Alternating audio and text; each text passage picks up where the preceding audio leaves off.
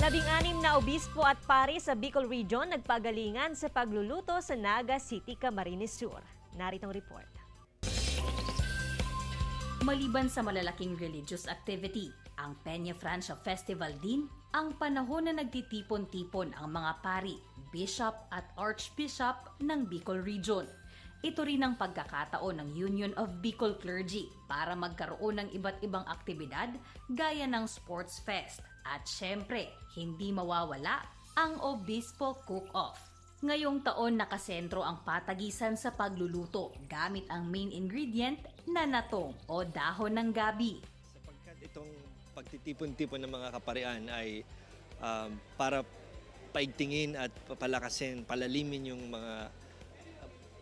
yung kapatiran ng mga pare sa buong Bicol Region. So siguro nararapat lamang na yung mapipili nating menu ay something that would represent the whole Bicol region and walang iba kundi ang laing. Sa loob ng isang oras, ang 16 na mga pari at obispo mula sa 7 diocese at archdiocese sa rehiyon at ang Military Ordinary of the Philippines ay nagluto ng kanilang leveled up na tong dish. Kaya pagsimula pa lang ng timer, game na agad ang ating mga obispo at pari. Oo nga, laing din kami. Ngayon,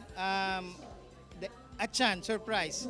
Ang presentation, pati itong siguro na hiling mo, dahil ko pasasabi yun, na sinda, nagluluto, nakanlaing kami, naghahalat-halat pa.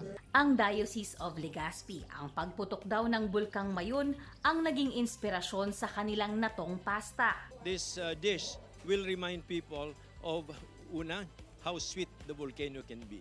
Pangalawa, na ganun din siya katapang. You can never expect what you're going to taste when you eat our laing. Pressured naman daw ang Diocese of Masbate dahil kailangan nilang depensahan ang kanilang pagkapanalo noong isang taon. Kaya nag-take risk din si Father Au na gumawa ng fallen taro nest gamit ang linsa o laman ng gabi. Ang dish na ito ay may mga simbolismo raw na nagdala sa kanila para muling manalo ngayong taon. Number 8 from the Diocese of Masbate.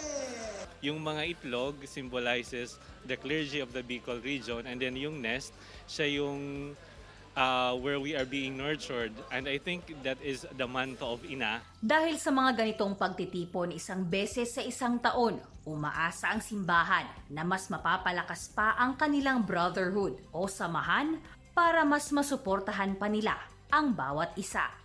Jessica Kalinog para sa Mornings with GMA Regional TV.